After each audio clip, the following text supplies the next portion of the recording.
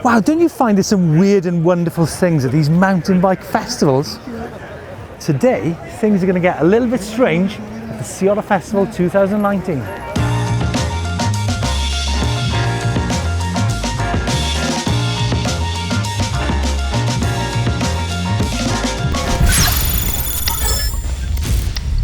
Wow, there's plenty of tech going on here in Sea Otter. I've just come across these wheels on this gravel bike.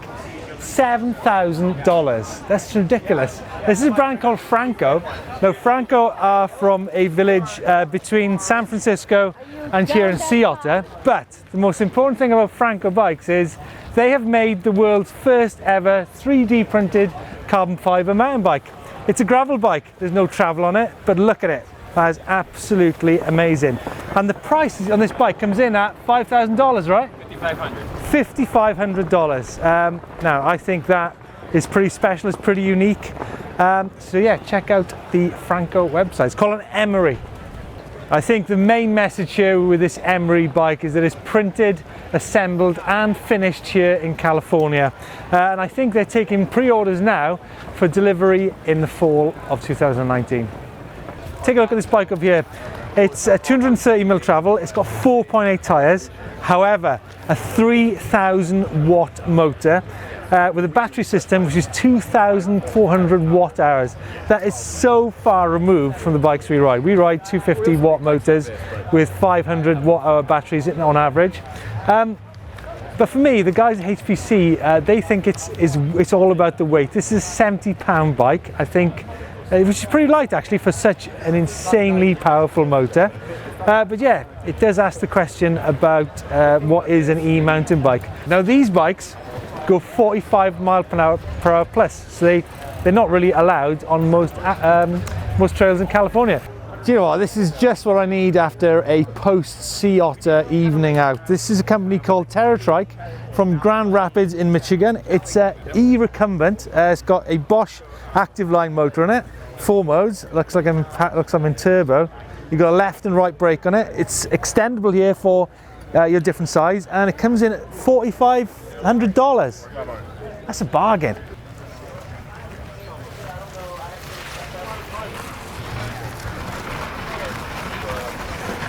Now the bike I was riding here was actually a road specific one with slick tyres. However, they also do a Rambler with all-terrain tyres. And do you know what? Can you imagine taking that up some hills? It'd be absolutely amazing.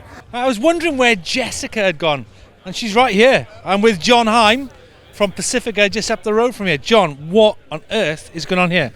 This is the world's first regen mid-drive e-bike that I designed, invented, and built myself in my little garage shop here. Mid-drive e-bikes take 3 freewheels. One at the wheel, one at the cranks, and one at the motor.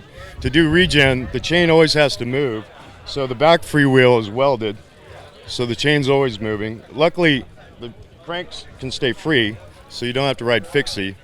And then I had to invent a clutch that's actuated with my cable lever here that engages the motor. Just up here on the handlebar. Yeah, this is. You see, there's quite a few things going on here on the lever. Yeah, so to brake, you engage the clutch, and then push one switch for medium and then the next switch for hard. This is actually my throttle. I found that a pot throttle is actually the best kind. It uses the less pot throttle potentiometer. Yeah, okay. Just like a volume control. Yeah. You actually use the least amount of energy with these, because with a thumb or a twist you're always bouncing. It's hard to keep. Plus you set it. It's like a cruise control. You set it at one level and just cruise up the hill. Now, I heard you talking earlier, and you said you ride with your mate with a 630 watt hour Fantic bike, and you go the same distance. Yeah. At the end of the day, we've gone the same distance on much less battery. But when you talk battery, what are we talking in watt hours for the battery pack there? Okay, this is about 150 watt hours. It's crazy. It's 5 amp hours of 8 LiPo cells in series. So this is a prototype. So you've got another one over here, right? I've got 2 prototypes. They're virtually identical. I actually had a first prototype on another hardtail, but that frame was cracked. This is my main test machine, because this is mainly for right now. I do downhill. That's my main kind of riding, and This is what I built this for, is to go downhill. So this is my one suspension bike. So let's be serious about the budget then. How much did this actually cost you to put together? Oh, Not talking about, take the frame and Yeah. materials out of it. a couple thousand. I mean, but it's a lot of hours, a ton of hundreds of hours of me designing and testing and making parts. And But the world's first regen e-bike, right? Yeah. Like, honestly, amazing. Nice. Thanks for stopping by, John. thank you, Steve, for the interest, man. Do you know what? I'm bored of walking around Sea Otter. Definitely time I got a lift. So I'm on the Surly Big Easy with my man up front. Oh, this is the way to travel. You can actually get 2 people on the back of this tandem e-mountain bike. It's got to be the future, right? So on this bike is a Bosch Performance CX motor and a 500 watt hour battery. But this is a great bit of kit to go out on the hills, isn't it? On the fire roads. Yeah, you can go crazy with this thing. Off-road testing. Yeah. I mean, this is the perfect fire road bike. Look at it. Drew, this is Yamaha's current mountain bike offering. It's 120mm fork. I don't know what it's called actually. YDX Torque. The what? YDX Torque. YDX torque. Looks like it's got a PWX motor in there. It does, yeah. It's a great system, really fast actuation. Great for riding through those stutter sections through the rocks as well. How much you say this bike was? $3,500. $3,500. That's a pretty good price. So this would be an ideal bike if you start off mountain biking and you ride it. You might want to explore a bit further. It's definitely got a substantial fork on there. Yeah. What about sizing on this bike? So we have 3 sizes: small, medium, large, long, low geometry. And we actually also even put our speed sensor into our rear hub.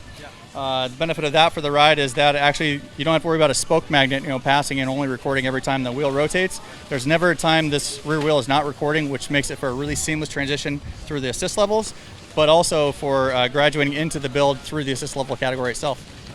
Great, there you go. Check out Yamaha e-mountain bikes.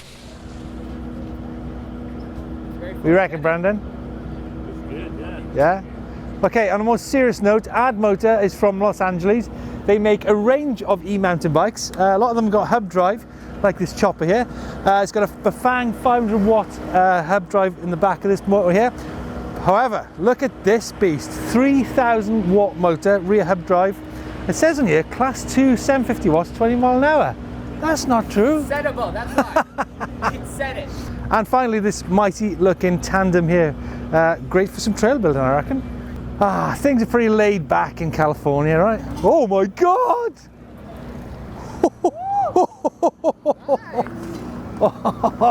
Okay guys, so what do you think of this bike? It is the Rissy Voltinator, handmade in Oregon. Comes in any wheel size, any geometry or any travel. And the motor options are 3,000, 5,000 or 9,000 watts. So you can imagine there's a bit of poke in this bike. So we're literally just having lunch in the car park at Sea Otter, and I looked next door and there's a guy there with an e-bike, a Santa Cruz Hightower with a motor fitted. So I wandered across, and it's Bjorn Enger from the Sunshine Coast, just north of Vancouver. That's where the coastal crew guys live, right, Bjorn? You betcha. The coastal crew's there, Gravity Park's there. Yeah. So this, you've got a motor there. So this is a motor you made yourself, right? Yeah, this is the E-squared hyperdrive, and been working on this for the last 5 years, and yeah. So tell us, let's look at watts. What many watts you got on that motor? We're calling it, I don't know, it's a 750 watt motor that goes to 3750. 3750. Oh crikey. That's our peak output, yes. Yeah. So you make all the components in Gibson on the Sunshine Coast? On the Sunshine Coast, yeah, we do small run prototyping and manufacturing, and it's all been local. Yeah. So what are you doing here at Sea Otter? Selling the motor or riding, or what are you doing? Well, I went for a 33K ride out back, not using the motor because there's no e-bikes allowed around here. That is a serious battery. What are we talking there? That's got to be at least 800 watt hours, right? Yeah, so we got 1,200 watt hours in here. This is a 60 volt power pack that is kind of the magic sauce that propels our kit. You must do some major rides on the Sunshine Coast with that. So a typical ride, a major ride for me is a 30K ride is a big ride, yeah. But I can do 40K sometimes. Right, that's quite a small ride really for a 1,200 watt hour battery. Yeah, well, we're downhilling the uphills. You're downhill on the uphills. I think. All right. That means we're using a lot of the battery. It's like high torque. Yeah. What torque is it? Wattage. We do 180. 180 Newton meters, right? But this is a throttle assist bike, right? It's throttle only. Throttle only, so you can have absolutely no throttle and just pedal it with no power whatsoever. Yeah. Or you can be like full pull 4 horse out of that motor if you need it. Okay, so how much do these motors yourself for? The Hyperdrive 2? It's about 4K. Whoa! $4,000. Yeah. Wow. Right, I'm gonna have a sandwich. Now you can't beat a custom e-mountain bike. I'm here with Gary Martini at the Specialized stand. Gary, this looks amazing. What's been the inspiration behind this bike here? So I tried to make it look like a Honda Works 450 race bike. Yeah. So that's why there's no paint on the rear. I used the Hope brakes because they're solid billet. Now this, what have you done? You've literally stripped that back on the chainstay and the seat stay and just lacquered it, right? Yeah, I just used like aircraft paint remover and then polished it and then clear coated it. But what about the link? The link looks a bit special to me. Yeah, the link I actually had machined out of a solid billet of 7075 aluminum. That's commitment. That is commitment. That's actually kind of crazy, but it is commitment. And there's some nice touches up front on the clamps up there, right? I want to make these look like raw aluminum triple clamps, like a Works race bike would be. So, and this is the first one, and then Marshall did one, and we're already working on another project. So now I forgot to mention this is actually a Specialized Canevo. One of my favourite parts of this bike, apart from the Öhlins forks and TTX shock, is the Onyx hub. Is it Onyx? Is it Onyx? How do you pronounce it? Onyx. Onyx. This hub is ridiculous. Absolutely no noise. Oh, love it. Absolutely love it. Now moving across to this bike owned by Marshall Mullen. Now you might remember Marshall Mullen has been on EMBN many times before in Utah, the Rampage, doing massive jumps in his backyard. This is a freshie, right? This is a freshie, yeah. This one's a little bit different than the one we had last year. Last year was all black with the black 40. This year we went with the factory 40, and we painted this frame red. Sort of the thought behind this was the very first stump jumper that ever came out was a red frame, and it had similar Specialized writing to that on the top tube. So classic Specialized then. Yeah, we're going for the classic look on this one. You get some deity bars and stem up there. Talk us through the spec on the bike. Yeah, so we got new deity bar and stem for this year. They've bumped up to 35.